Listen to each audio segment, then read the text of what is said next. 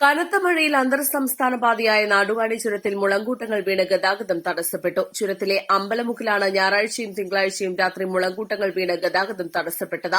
ഞായറാഴ്ച രാത്രി 10:30യോടെയാണ് അമ്പലമുക്കിനും തകരപ്പാടിക്കുമിടയിൽ മുളങ്കൂട്ടം റോഡിലേക്ക് പതിച്ചത്. വിവരമറിഞ്ഞ ഉടൻ ട്രോമാ കെയർ അംഗങ്ങളും നാട്ടുകാരും സ്ഥലത്തെത്തി തടസ്സങ്ങൾ വെട്ടിമാറ്റി ഗതാഗതം പുനഃസ്ഥാപിച്ചു.